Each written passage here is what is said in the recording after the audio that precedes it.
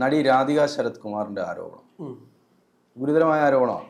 അപ്പോൾ മോഹൻലാൽ വിളിച്ചു ചോദിച്ചു, അത് ഞാനാണോ, എൻ്റെ സിനിമയുടെ സെറ്റിലാണോ എന്ന് ചോദിച്ചു. ഇപ്പോൾ പലരും ചോദിക്കുന്നുണ്ടാവും, ഇത് ഞാനാണോ, ഞങ്ങൾ ചെയ്തതാണോ എന്നുള്ളത് ചോദിക്കുന്നുണ്ടാവും. പക്ഷേ നമ്മൾ പഴയ മുകേഷിൻ്റെ ഒരു വീഡിയോ കണ്ടല്ലോ, അപ്പോൾ മുകേഷ് സിദ്ദിഖും കൂടെയുള്ള ഒരു പഴയ വീഡിയോ കണ്ടല്ലോ, കാരവനിൽ ഇരുന്ന് തമാശ പറയുന്നതൊക്കെ, കോമഡി ടൈം എന്നൊക്കെ പറഞ്ഞ് അദ്ദേഹം പറയുന്ന വീഡിയോ. അപ്പോൾ ആളുകൾ വിചാരിക്കുന്നത് അദ്ദേഹത്തിന്റെ രാമലീലയിലാണത് മുകേഷും സിദ്ദിഖും ഉള്ളത്. എന്തായാലും മോഹൻലാൽ വിളിച്ചു ചോദിക്കുന്ന രാധിക ഏത് സെറ്റിലാണെന്ന് ഇതുവരെ പറഞ്ഞിട്ടില്ല. അപ്പൊ ഏത് സെറ്റിലാണെന്നുള്ളത് നമ്മൾ ഊഹിച്ചെടുക്കാനേ തൽക്കാലം നിവൃത്തിയുള്ളൂ. ഇതെല്ലാ സെറ്റിലും നടക്കുന്ന ഒരു കാര്യമാണെന്ന് ഞാൻ പറഞ്ഞില്ലേ. ഇന്നലെ അവരിപ്പോ തമിഴ് ചാനലിന് അഭിമുഖം കൊടുത്തു. അപ്പോൾ അതൊരു സീരിയലിന്റെ പ്രൊമോഷനുമായി ബന്ധപ്പെട്ടാണ് ഇന്നലെ ഒരു തമിഴ് സ്വകാര്യ ചാനലിന് അവർ അഭിമുഖം കൊടുത്തത്, രാധിക. അപ്പൊ ഈ രാധിക അതിനകത്ത് പറയുന്നൊരു കാര്യം, എന്നെ മോഹൻലാൽ സാർ വിളിച്ചു, മോഹൻലാൽ സാർ എന്നാ പറഞ്ഞു. അവർ പിന്നെ അങ്ങോട്ടും ഇങ്ങോട്ടും അല്ല സാർ എന്ന് വിളിയാണ്. അവിടെ അങ്ങനെ അവിടെ എല്ലാവരും അങ്ങനെയാണ് വിളിക്കുന്നത്. തമിഴിന്റെ KSRTC അവരുടെ ട്രാൻസ്പോർട്ട് ബസ്സിൽ കയറിയാലും അവർ അങ്ങനെയാണല്ലോ, സാർ എന്നാ വിളിക്കാറ്. അവർ അങ്ങോട്ടും ഇങ്ങോട്ടും അഭിസംബോധന ചെയ്യുന്ന ആ ഒരു രീതിയാണ്. അപ്പോ പിന്നെ രാധിക പറയുന്നത്, മോഹൻലാൽ സാർ എന്നെ വിളിച്ചു, മോഹൻലാൽ സാർ എന്നോട് ചോദിച്ചു എൻ്റെ സെറ്റിലാണോ രാധിക ഇങ്ങനെ സംഭവിച്ചത് എന്ന് ചോദിച്ചു. സാർ പിന്നെ താങ്കൾക്ക് അറിയാവുന്ന കാര്യങ്ങളൊക്കെ താങ്കളും ഇക്കാര്യത്തിലൊക്കെ ശ്രദ്ധ പുലർത്തണം എന്ന് മറുപടിയാണ് ഞാൻ പറഞ്ഞത് എന്നാണ് പറഞ്ഞത്. ആണെന്നോ അല്ലെന്നോ രാധിക പറയാൻ തയ്യാറല്ല. അപ്പൊ ആ സെറ്റിലായിരിക്കില്ല. ആ സെറ്റിൽ അല്ല, മോഹൻലാൽ സാർ വിളിച്ചു എന്നൊക്കെ പറയുമ്പോഴേ തമിഴിലുള്ള തമിഴ് പ്രേക്ഷകരൊക്കെ വിചാരിക്കും ശരിയാണ്, അത് പറയുന്നതും ഇല്ല രാധിക. മോഹൻലാൽ ആണെന്നോ അല്ലെന്നോ പറയുന്നില്ല. മാത്രമല്ല രാധിക ഈ കേസിനെ ഹേമ കമ്മിറ്റിയെ പിടിച്ച് അവിടെ കൊണ്ടുപോവുക. അവിടെ മിക്കവാറും ഈ നടികർ സംഘം എന്ന് പറഞ്ഞിട്ട് വിശാലാണ് അതിന്റെ ജനറൽ സെക്രട്ടറി അല്ലേ, പ്രസിഡന്റോ ജനറൽ സെക്രട്ടറിയോ, എന്തായാലും അതിന്റെ ചുമതല ഇരിക്കുന്ന വിശാലാണ്. എന്തായാലും ആവട്ടെ, ഒരു പ്രസിഡന്റ് ആയാലും സെക്രട്ടറി ആയാലും അവിടെ ഇരിക്കട്ടെ. അപ്പൊ അദ്ദേഹം പറഞ്ഞൊരു കാര്യം, പിന്നെ ഇത് സ്ത്രീകളെ സംരക്ഷിക്കാൻ, യുവതികളെ സംരക്ഷിക്കാൻ വേണ്ടിയുള്ള ഒരു സംഘടനയാണ് നടികർ സംഘം. ഞങ്ങൾ ഇവിടെ ഒരു അന്വേഷണം ഞങ്ങളായിട്ട് തന്നെ ഇവിടെ നടത്തും എന്നൊക്കെ പറഞ്ഞു. അവര് തൊട്ടു പിന്നാല് വേറൊരു നടി ശ്രീറെഡ്ഡി താനാദ്യം നന്നാവാൻ പറഞ്ഞ തലമുടി മൊത്തം നരച്ച അങ്കിൾ, തലമുടി മൊത്തം നരച്ച അങ്കിൾ, താങ്കളെ എല്ലാ സ്ത്രീകളും വിട്ടിട്ട് വരാനുള്ള കാരണം എന്താണെന്ന് താങ്കളെന്ന് ആലോചിച്ചു നോക്കുന്നു. താങ്കളാണ് ഏറ്റവും വലിയ കുഴപ്പക്കാരൻ താങ്കളാണെന്നൊക്കെ പറഞ്ഞു. ശ്രീറെഡ്ഡിക്ക് പീഡിപ്പിച്ചു എന്നും പറഞ്ഞ ആരോപണം മീട്ടുണ്ടായിരുന്നു. അവര് മീട്ടു 2019 ഫേസ്ബുക്കിൽ, ഇത് ബോളിവുഡിൽ നിന്നാണല്ലോ തുടങ്ങുന്നത്. ബോളിവുഡിൽ ഒരു പ്രൊഡ്യൂസർ അതുപോലെ നടനുമായിട്ടുള്ള ഒരു മനുഷ്യനെതിരെ തുടങ്ങിയ കളിയാണ് ഇനി കേരളത്തിലും തമിഴ്നാട്ടിലൊക്കെ എത്തിയത്. അവർ 2019 ഈ ശ്രീ എടുത്ത് ഇതിട്ടിട്ടുണ്ട്, വിശാലിനെതിരെ പറഞ്ഞിട്ടുണ്ട്, അവരെ പീഡിപ്പിക്കാൻ ശ്രമിച്ചു, അവർ ഓടി രക്ഷപ്പെട്ട കഥയൊക്കെ അവരെടുത്തിട്ടുണ്ടായിരുന്നു. ഒരു തവണ അല്ലെന്ന് പറഞ്ഞത്, പലതവണ പറഞ്ഞു. ഈ രാധിക കമലഹാസനെതിരെ ഒരു ആരോപണം പറഞ്ഞിട്ടുണ്ട്. ഉണ്ട് ചുംബന സീനുകളിൽ പുള്ളിയെ നിങ്ങൾ ആസ്വദിച്ച് ചുംബിക്കുക. ഒരു നടിക്കും രക്ഷയില്ല, കട്ട് പറഞ്ഞാലും പോകത്തില്ല പുള്ളി കട്ട് പറഞ്ഞാലും. അങ്ങനെയാണ് കാർത്തിക ഈ സിനിമാ രംഗം വിട്ടുപോകാനുള്ള കാരണം അതാണെന്ന് പറഞ്ഞിട്ട് ഒരു വാർത്തയൊക്കെ വരുന്നുണ്ടായിരുന്നു. നമുക്കറിയത്തില്ല. ഒരുപാട് നടിമാർ ഇങ്ങനെയുള്ള ശല്യങ്ങൾ കാരണം പോയിട്ടുണ്ടെന്നേ. ഇങ്ങനെയുള്ള ശല്യങ്ങൾ കാരണം പോയിട്ടുണ്ട് പല നടിമാർക്കും. അവർക്ക് ഭയങ്കര ട്രോമ ഉണ്ടാക്കി കൊടുക്കും ഇവര്.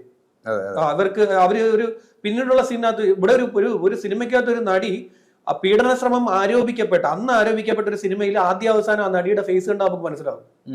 ആ ആദ്യ അവസാനം ആ നടനോട് ആ നടി വളരെ ഗൗരവത്തിലാണ് പെരുമാറുന്നത്. ക്യാരക്ടർ പ്രകാരം ഇവര് തമ്മിൽ നല്ല ഇതിൽ നേരെ ചുവയെന്നാ പോകുന്നത്. പക്ഷെ അവരുടെ മുഖം ഭയങ്കര പ്രശ്നം. അവർക്ക് അത്രയും വലിയ ട്രോമ ആ സെറ്റിൽ ഉണ്ടായിട്ടുണ്ടെന്നുള്ളത് വ്യക്തമാണ്. അവരുടെ തുടക്കകാലമായിരുന്നു. അവർ പിന്നെ ഒരുപാട് കാലം സിനിമയിൽ നിന്നൊക്കെ മാറി നിന്നു. പിന്നീടാണ് അവരിപ്പോൾ തിരിച്ചു വന്ന് പിന്നെ ഒരു വലിയ എന്താ പറയാ ഒരുപാട് സിനിമകളുടെ ഭാഗമായിട്ട് വരികയും അവരിപ്പോ ഈ ഹേമ കമ്മിറ്റി റിപ്പോർട്ടിലൊക്കെ ശക്തമായി പ്രതികരണമൊക്കെ നടത്തുന്ന ഒരു നടിയാണ്. ആരാന്നൊക്കെ മനസ്സിലായി കാണുമല്ലോ, എല്ലാവർക്കും അറിയാവുന്ന ഒരാളാണല്ലോ. അപ്പൊ ഇവർക്ക് ഇത് വലിയ ട്രോമ ഉണ്ടാക്കി കൊടുക്കുന്നു, ഇങ്ങനെ സെറ്റുകളിൽ ഇവരോടുണ്ടാവുന്ന പെരുമാറ്റം, ഇങ്ങനെയുള്ള കാര്യങ്ങളൊക്കെ.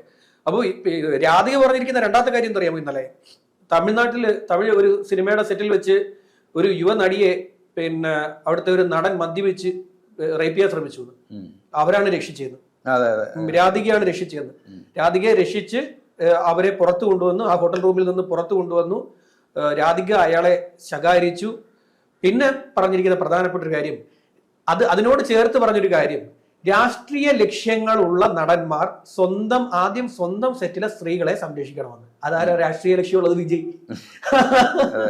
അതിനോട് ചേർത്ത് വെച്ച് പറഞ്ഞ ഡയലോഗ് ഇതാണ്, രാഷ്ട്രീയ ലക്ഷ്യമുള്ള നടന്മാർ സ്വന്തം സെറ്റിൽ നടിമാരെ സംരക്ഷിക്കണം. അതെല്ലാവർക്കും വ്യക്തമാവില്ലേ? രാഷ്ട്രീയ ലക്ഷ്യം അവിടെ ആർക്കാ ഉള്ളത്? രജനീകാന്തിന് രാഷ്ട്രീയ ലക്ഷ്യം ഇപ്പൊ ഇല്ല. കമലഹാസൻ രാഷ്ട്രീയ ലക്ഷ്യമായിട്ട് വന്നെങ്കിലും ഫ്യൂസ് ഊരി വിട്ട് നാട്ടുകാർ. പിന്നെ പിന്നെ ഇദ്ദേഹം പിന്നെ വിജയകാന്ത് ഇല്ല, പോയി. വിജയകാന്ത് പോയി. പിന്നെ രാജ്യത്തിന് ഇതിനൊന്നും ഒരു താല്പര്യമില്ല. പുള്ളിക്ക് സിനിമ പോലും താല്പര്യമില്ല, സിനിമ ചെയ്യാൻ പോലും താല്പര്യമില്ല. പുള്ളിക്ക് വണ്ടി എടുക്കണം, കറങ്ങി നടക്കണം. അതാണ് പുള്ളിയുടെ ആരാധകർ ഭയങ്കര ദുഃഖിതരാണ് അവിടെ. പുള്ളിയുടെ സിനിമകൾ വരുന്നില്ല. പുള്ളിക്ക് സിനിമ അഭിനയിക്കാൻ താല്പര്യമില്ല. പുള്ളിക്ക് ഇങ്ങനെ വണ്ടി എടുത്ത് ഹിമാലയൻ ട്രിപ്പ് നടക്കണം. ഹിമാലയൻ ട്രിപ്പ് അല്ല, അങ്ങ് അന്താരാഷ്ട്ര തലത്തിലാണ് പുള്ളിയുടെ കളി.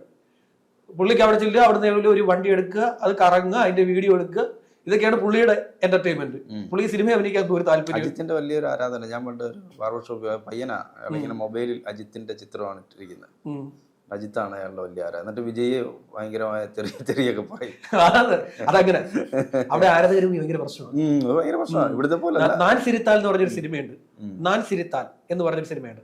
അപ്പൊ ആ സിനിമയിലെ ഒരു നടന്റെ പ്രധാനപ്പെട്ട പ്രശ്നം എന്ന് വെച്ച് കഴിഞ്ഞാൽ അയാൾക്ക് പിന്നെ ആരെങ്കിലും ദുഃഖിക്കുന്നത് കണ്ടാ ചിരി വരും. പുള്ളി മരണ വീട്ടിലൊക്കെ പോയി ഇരുന്ന് ചിരിച്ചു. പുള്ളിക്ക് അതായത് ദുഃഖം വന്നാൽ പുള്ളി ചിരിക്കും. പുള്ളിയുടെ ഉള്ളിൽ ദുഃഖം വന്നു കഴിഞ്ഞാൽ പുള്ളി ചിരിക്കുമെന്നാണ് കഥ. അപ്പോൾ പുള്ളി എന്തെന്ന് വെച്ച് കഴിഞ്ഞാല് ഈ വിജയുടെ പടത്തിന് റിലീസിന് ചെന്നു. വിജയുടെ പടത്തിന് റിലീസ് ചെന്ന് വിജയ് അവിടെ കോരം കിടന്ന് സ്ക്രീനിൽ കരയുന്നു. ഇയാൾ അവിടെ നിന്ന് ഭയങ്കര ചിരി, ആരാധകരെല്ലാം എടുത്തിട്ട് ഇടിച്ചു. ഈ അജിത്ത് ഫാനാന്ന് പറഞ്ഞിട്ട്, അതായത് ഫാൻസിനെ അവർ കളിയാക്കുന്ന പടം അത്. എന്നിട്ട് നേരെ അജിത്തിന്റെ പടത്തിന് പുള്ളി പോയി. മറ്റേ ഇതിന് കണ്ണാല കണ്ണി പാട്ടൊക്കെ ഉള്ള ആ പടത്തിൽ ചെന്ന് ആ കുഞ്ഞിനെയും കെട്ടിപ്പിടിച്ച് പുള്ളി കരയുക അജിത്ത്. ഇയാൾ ഇവിടെ കിടന്ന ചിരി. വിജയ് അജിത്ത് ഫാനെല്ലാം അവിടെ എടുത്തിട്ട് ഇടിച്ച്. ഇവൻ വിജയുടെ ആരാധകനാണ് പറഞ്ഞിട്ട് അങ്ങനെ കളിയാക്കുന്നുണ്ട്. അവര് തമ്മിൽ ഇങ്ങനെ ആരാധകർ തമ്മിൽ അവിടെ വലിയ പ്രശ്നമുണ്ട്. ഇപ്പൊ ഇതെന്താന്ന് വെച്ചാൽ വിജയ്ക്ക് ലക്ഷ്യം വെച്ച് രാധിക അങ്ങോട്ട് പറഞ്ഞു കൊടുത്തു. ഇനിയിപ്പോ അത് കയറി പിടിക്കുമായിരുന്നു. എനിക്ക് തോന്നുന്നു അവിടെ ഇപ്പോ ഇത് രംഗത്ത് കുത്തിപ്പൊക്കി കൊണ്ടുവരുന്ന രാധിക ശരത് കുമാറാണ്. രാധികയാണ്. രാധിക ഇച്ചിരി ബോൾഡ് ആയിട്ടുള്ള നടി അവിടെ രാധിക. അതെ, പിന്നെ രാഷ്ട്രീയ പ്രവർത്തകൻ കൂടെ ആയതുകൊണ്ട് രാധികയ്ക്ക് രാഷ്ട്രീയ താല്പര്യങ്ങളുണ്ട്. രാധികയ്ക്ക് നമ്മുടെ ഇനി ബോർഡർ ഉണ്ടല്ലോ, തെങ്കാശിയിൽ അവർക്ക് ഭയങ്കര സ്വാധീനമുണ്ട്. തെങ്കാശി മേഖല, തെങ്കാശി ജില്ല ഉണ്ടല്ലോ, ആ ഒരു ഏരിയ, തെങ്കാശി മധുര, ആ ഒരു മേഖലയിലൊക്കെ രാധികയ്ക്കും ശരത് കുമാറിനും നല്ല ആരാധകരും അവർക്ക് കുറച്ച് പിന്തുണയ്ക്കാൻ ആൾക്കാരും ഒക്കെ ഉള്ള ഒരു മേഖലയാണ് ഇങ്ങോട്ടുള്ളത്. അതേസമയം ഇപ്പുറത്തോട്ട് ചെന്നൈയിലോട്ട് ആ ഒരു പിടുത്തം അവർക്കില്ല. അതൊരു ആ ഒരു ഏരിയ. അതുകൊണ്ട് അവർക്ക് രാഷ്ട്രീയ താല്പര്യം കൂടെ ഉള്ളത് കൊണ്ട് അവർക്ക് ഈ പറയുന്ന പോലെ വിജയ് ഒതുക്കാൻ ലക്ഷ്യം വെച്ചുള്ള ചില സാധനങ്ങളൊക്കെ ഇപ്പൊ തട്ടിയും കിട്ടും. ഇപ്പൊ ആത്യന്തികമായിട്ട് വേറെ സാധനം മോഹൻലാലിന്റെ ലാലേട്ടൻ അങ്ങോട്ട് വിളിച്ചു ചോദിച്ചത്. ലാലേട്ടൻ എന്തിനാണ് ഇത് അങ്ങോട്ട് വിളിച്ചു ചോദിച്ചത് എനിക്ക് മനസ്സിലാവില്ല. പുള്ളി ഈ പറയുന്ന പോലെ ഇവിടെ എന്താ പറയാ, ഉക്രൈനിൽ കൂടെ പറന്നു പോകുന്ന മറ്റേ മിസൈലൊക്കെ എറിഞ്ഞ് തന്റെ തലയിലിടാനുള്ള ശ്രമമാണോ നടത്തിക്കൊണ്ടിരിക്കുന്നത്. അപ്പൊ അവരത് വിളിച്ചിട്ടല്ലേ അവർ പോയി ഇന്റർവ്യൂവിന് ഇപ്പൊ പറഞ്ഞു കൊടുത്തത്. അല്ലെങ്കിൽ അനങ്ങാതിരുന്നു കഴിഞ്ഞാൽ വല്ല പ്രശ്നമുണ്ട്. ലാലേട്ടനെ എന്ന് വെച്ച് കഴിഞ്ഞാൽ മോഹൻലാലിനെ ലക്ഷ്യം വെക്കുന്ന ഒരുപാട് ആളുകളുണ്ട്. ഒരു വലിയൊരു ജനക്കൂട്ടം. അദ്ദേഹത്തിന് ആരാധകർ എത്ര ഉണ്ടോ അതുപോലെ തന്നെ അദ്ദേഹത്തിന് ഇപ്പുറത്തെ അദ്ദേഹത്തിനെ വീഴ്ത്തുക എന്നുള്ള ലക്ഷ്യത്തോടു കൂടി അദ്ദേഹത്തിനെതിരെ എന്തെങ്കിലും ഒരു സാധനം വീണ് കിട്ടാൻ വേണ്ടി കാത്തിരിക്കുന്ന ഒരു വലിയ സമൂഹം നമ്മുടെ സിനിമയിലും ഉണ്ട്, രാഷ്ട്രീയത്തിലും ഉണ്ട്, പൊതുസമൂഹത്തിലും ഉണ്ട്. ഇല്ലേ? ഉണ്ട്. അത് നമുക്ക് നന്നായിട്ട് മനസ്സിലാവുന്നത്. മോഹൻലാലിനെതിരെ എന്തെങ്കിലും ഒരു സാധനം, ചെറുതായിട്ടൊരു സാധനം വീണ് കിട്ടിയാൽ മതി, അതിനുവേണ്ടി ഇങ്ങനെ കാത്തിരിക്കുകയാണ് ഒരു വലിയ വിഭാഗം. മറ്റേ അദ്ദേഹം ഒന്നിനും പ്രതികരിക്കത്തില്ല. മമ്മൂട്ടി അത് ഈ പറയുന്ന പോലെ ഒന്നിലും പ്രതികരണമോ ഒന്നും നടത്താതെ പുള്ളിയുടെ കാര്യത്തിൽ സേഫാണ്.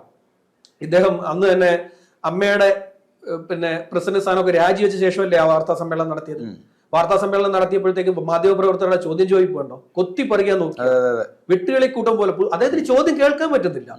ഒരു ചോദ്യം പോലും അദ്ദേഹത്തിന് വ്യക്തത കിട്ടുന്നില്ല. അദ്ദേഹം പിന്നെയും ചോദിക്കുകയാണ്, എന്താ നിങ്ങൾ പറയുന്നത്? ഒരാൾ പറയുന്നു. എന്തൊരു ബഹളമായിരുന്നു അവിടെ.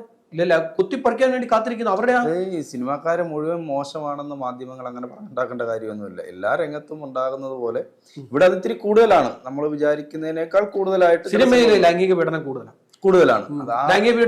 ലൈംഗിക ചൂഷണം എന്ന് പറയുന്നത് വളരെ കൂടുതലാണ്. അതിന് ആരില്ലെന്ന് പറഞ്ഞാലും വളരെ ലൈംഗിക ചൂഷണത്തിന് വേണ്ടി മാത്രം സിനിമ പിടിക്കുന്നവരുണ്ട്, കാശിറക്കുന്നവരുണ്ട്. ഷീല ഒരു ഇന്റർവ്യൂവിൽ പറഞ്ഞ കേട്ടു. അതായത് ഒരു നടൻ, അപ്പൊ അയാൾ വന്നു. ഇപ്പൊ രാവിലെ രാത്രി വരെ എടുക്കുന്നത് ഒരു ബെഡിലുള്ള സീനാണ്. ഫസ്റ്റ് നൈറ്റോ മറ്റോ അങ്ങനെ എന്തോ സീനാണ്. അപ്പൊ ഇയാള് കൂടെ വരുന്നു, കെട്ടിപ്പിടിക്കുന്നു, പിന്നെ എടുക്കുന്നു. ഇത് തന്നെ സാധനം. അപ്പൊ പിറ്റേന്ന് അത് കഴിഞ്ഞു, ഷൂട്ട് കഴിഞ്ഞു. ഇത് തന്നെ ഇവരെ കൂടെ അങ്ങനെ ഒരു മിങ്കിൾ ചെയ്തിട്ടുള്ള ഒരു സാധനമാണ് എടുക്കുന്നത്. അപ്പോൾ പിറ്റേന്ന് ഇവര് റെഡി ആയിരിക്കുകയാണ് ഷൂട്ടിങ്ങിന് വേണ്ടി വരാൻ. അപ്പോൾ കുറേ സമയം കഴിഞ്ഞിട്ടും കാണുന്നില്ല. അങ്ങനെ വിളിച്ചു ചോദിച്ചു, എന്താ വരുന്നില്ലേ, ഷൂട്ടിംഗ് ഇല്ലേ എന്ന് ചോദിച്ചപ്പോൾ പറഞ്ഞു, ഇല്ല, ആ ഒരു ദിവസത്തേക്ക് പുള്ളിയുടെ ഒരു ആഗ്രഹമായിരുന്നു ഷീലാമ്മ ഒന്ന് തൊടണം. അതിനു വേണ്ടിയിട്ട് പുള്ളി സിനിമ എടുത്തതാ. പുള്ളി മതിയായി.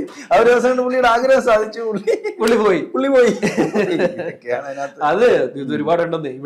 ഇവിടെ ഈ പറയുന്ന പോലെ ഒരു 5 പെൺകുട്ടികളെ കൊണ്ടുവന്ന് അഭിനയിപ്പിച്ച ഒരു സിനിമ എടുത്തൊരു ബിരുദനുണ്ട്. ആ ബിരുദനെ ഈ കുട്ടികൾക്കുള്ള വേണ്ടി മാത്രമാണ് ആ ബിരുദനെ ആ സിനിമ എടുത്ത് 5 4 ആണെന്ന് തോന്നുന്നു. ആ ബിരുദന് ഇതിനു വേണ്ടി മാത്രം 5 6 കുട്ടികളെ കൊണ്ടുവന്ന് സിനിമ എടുത്തു. പിന്നീട് പിന്നെ അദ്ദേഹം ഇപ്പൊ ഈ അടുത്തിടയ്ക്ക് പീഡന കേസിൽ പെട്ടു. സംവിധായകനാ പീഡന കേസിൽ പെട്ടു. പീഡന കേസിൽ പെട്ടിട്ട് പീഡന കേസ് ഇപ്പം ഹൈക്കോടതി കിടക്കുക. മുൻകൂർ ജാമ്യത്തിലും ബെയിൽ കണ്ടീഷൻ വളരെ ടൈറ്റ് ചെയ്ത് പറഞ്ഞിരിക്കുന്നതുകൊണ്ട് പുള്ളിക്കൊന്നും ഇപ്പം ഇറങ്ങി പറയാൻ പറ്റത്തില്ല. ഈ ഹേമ കമ്മിറ്റി വന്നപ്പോൾ ഏറ്റവും കൂടുതൽ പുള്ളിക്കെതിരെ വരാൻ സാധ്യത ഉണ്ടാകുന്ന ഞാൻ വിചാരിച്ചു. പക്ഷെ ഹേമ കമ്മിറ്റിയിൽ വന്നതിന് ശേഷം പുള്ളിക്കെതിരെ ഒന്നും വന്നില്ല. വരാനുള്ളൊക്കെ അതിന് മുമ്പേ വന്നിട്ട് പോയി. എന്തായാലും തമിഴ്നാട്ടിൽ രാധിക കലക്കുന്നു. മോഹൻലാലിന്റെ പേരെടുത്തിട്ട് വിജയുടെ പേര് പറയാതെ എടുത്തിട്ട് കൊടുത്തു.